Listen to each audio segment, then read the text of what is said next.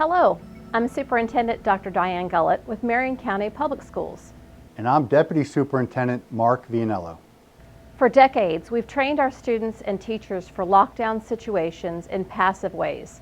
Hunker down in the classroom, lock the door, turn off the lights, and pray the bad guy never gets you. Those days are over because school violence is more diabolical and determined, and because we experienced our own shooting right here in Marion County in April 2018. So we, as school leaders, parents, and responsible adults, must change how we prepare for violence on campus. Our defense now is actually a strong offense called the A.L.I.C.E protocol. A.L.I.C.E stands for alert, lockdown, inform, counter, and evacuate. And this aggressive approach actually empowers students and teachers with more options to safely flee dangerous situations when possible. The most valuable step our staff takes is first and foremost in your minds every day, and it's very simple. Keep your classroom door locked and closed at all times. Do not open your door to anyone. That's a great first step that we know save lives on the Forest High School campus. Empowering students and teachers with additional ways to protect themselves is required in today's world. Schools hold large populations of people and have become targets of great tragedy. Anything you can do before law enforcement arrives on the scene can save your life, including the A in A.L.I.C.E, which stands for alert. And we encourage you to be alert. Be aware of what's happening at your school. Be active, always watching and listening to what's going on around you. The sooner you know you're in danger, the sooner you can save your life and others. The A.L.I.C.E protocol can keep you safe until we find you and gives you more options whenever you're at or on campus. The L in A.L.I.C.E stands for lockdown.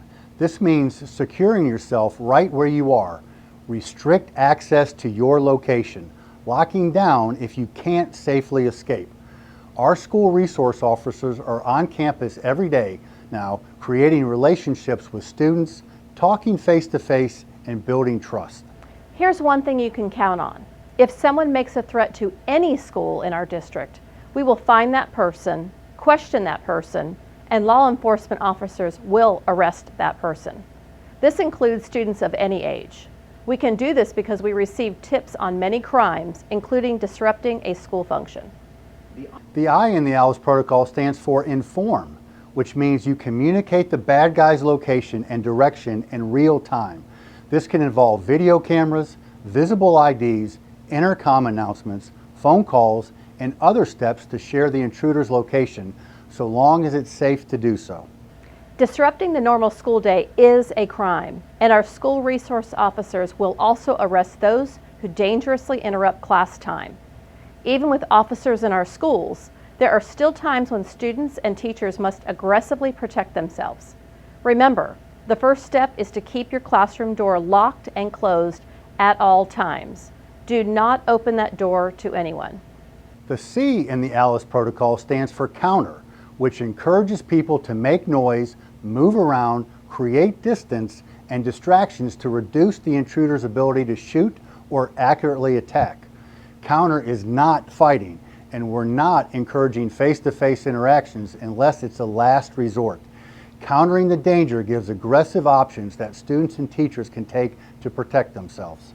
The E in our A.L.I.C.E protocol stands for evacuate, which gives students and teachers opportunity to physically escape or exit the dangerous area, as long as it's safe to do so.